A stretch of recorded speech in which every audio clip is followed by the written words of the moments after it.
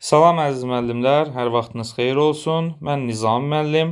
Bugün sizlərlə paylaşdığım sualların izahına baxacağam. Başlayaq birinci sualdan.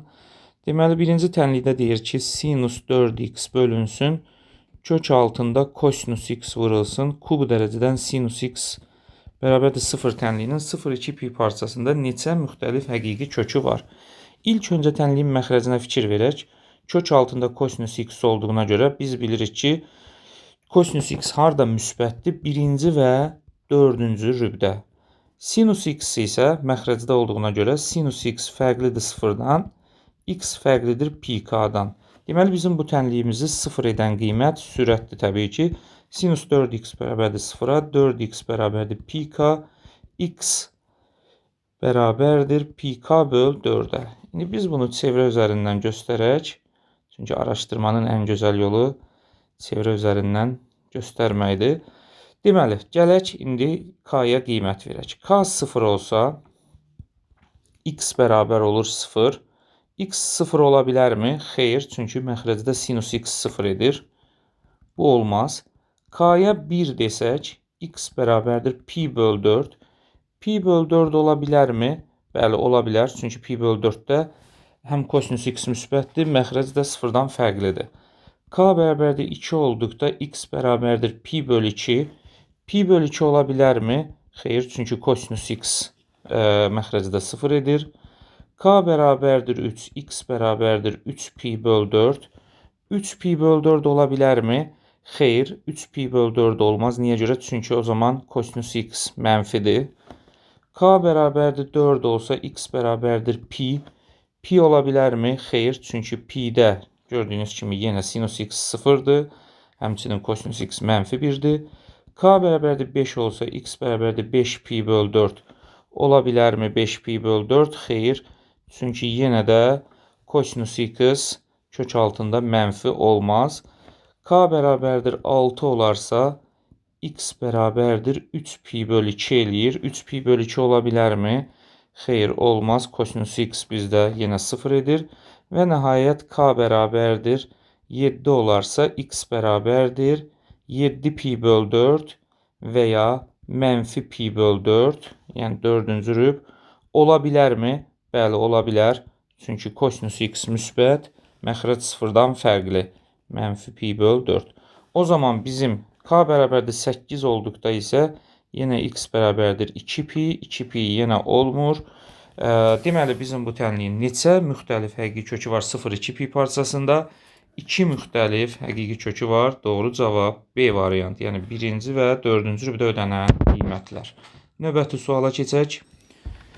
Növbəti sualımız deməli yazıb ki, 3 arc sinus x bərabərdir 2 arc kosinus 2x tənliyinin kökləri sayını tapın. Bunun ən gözəl və rahat yanaşması təbii ki, qrafik üzərindən araşdırmaqdır. İlk öncə gələk baxaq arc sinusa. Biz bilirik ki, arc sinusun qiymətlər çoxluğu. Əvvəla təyin oblastına baxaq. Təyin oblastı yerləşir mənfi 1, 1 parçasında. Qiymətlər çoxluğu isə bilirsiniz ki, mənfi pi böl 2, pi böl 2-dir. Qarşısında 3 var deyə 3 vurulsun. Mənfi pi böl 2, pi böl 2.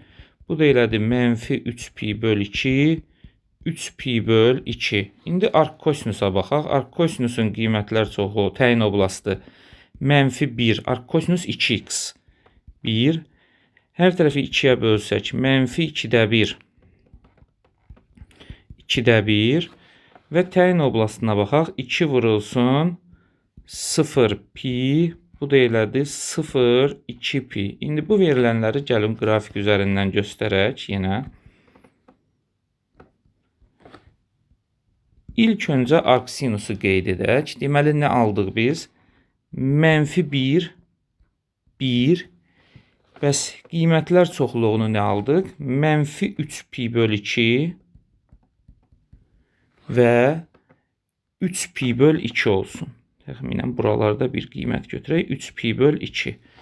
İndi gəlin arc sinusun qrafikini çəkək. Təxminən belə bir qrafik.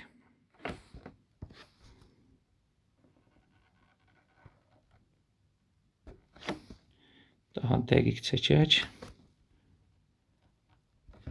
Təxminən belə bir qrafik. Bəs indi arc kosinusa baxaq. Arc kosinusda deməli təyin oblastına baxaq. Görək təyin oblastını nə almışıq? -2/1, 2/1. Qiymətlər oblastına baxaq. 0, 2pi. İndi gəlin bunun qrafikini çəkək. Bunun qrafiki isə təxminən belə bir qrafik olacaq. İndi fikir verin. 0-2pi parçasında bu neçə nöqtədə bu qrafiklər kəsişdi? Bir nöqtədə kəsişdi. Deməli bu tənliyin kök sayı neçədir? Bir dənə. Doğru cavab A variantı. Növbəti suala keçək. Qrafiklə bu tip sualları çox gözəl şəkildə etmək olar. Bunu həllə də yazmaq olar əlbəttə ki.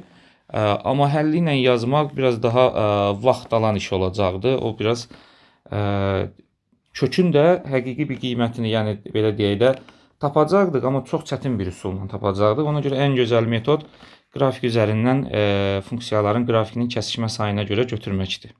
Növbəti suala keçək.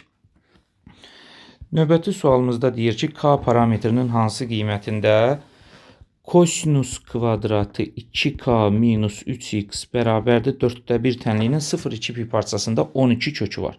Deməli, belə bir qayda yadda saxlayaq ki, belə bir qaydanı yada salaq ki, məsələn, bizə sual verir ki, məsələn, sinus x bərabərdir, tutaq ki, 0,8 tənliyinin 0,2pi parçasında neçə kökü var? Məsələn, düşünürük ki, bunu belə izah edirik də, belə düşünək ki, məsələn, sinus x-i göstərək, y(x) sinusoid üzərindən göstərək. Məsələn, 0,2pi parçasında bura 1'dir.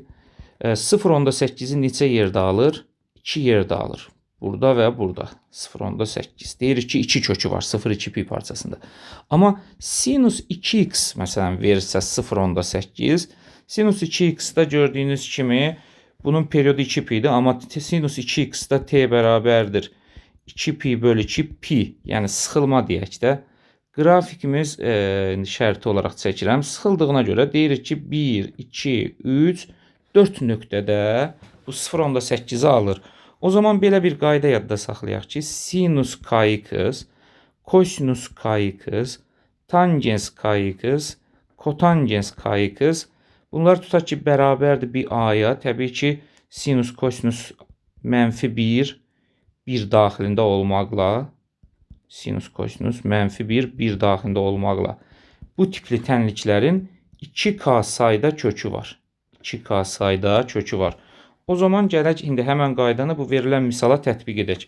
Kosinus kvadratıdır. Dərəcənin aşağı salınma düsturuna görə 1 plus kosinus 2x, yəni 2 vur 2k minus 3x bölünsün 2 bərabərdir 4/1. Hər tərəfi 2'yə vuraq. 1 plus kosinus 4k minus 6x bərabərdir 2/1. Kosinus 4k minus 6x bərabərdir -2/1. Deməli, bu tənliyin nə qədər kökü var? Neçə dənə kökü var? 2k sayda dedik. 2 vurulsun 4k minus 6 deyir. Bizdə neçə kökü var? 12 kökü var. Buradan 4k minus 6 bərabərdir 6'ya. 4k bərabərdir 12. K bərabərdir 3. Doğru cavab C variantı. Belə, əziz müəllimlər, ümid edirəm izahlar sizin üçün aydındır. Bu formatda mövzu sualları paylaşmağa davam edəcəm. Sağ olun, növbəti izahlarda görüşərik.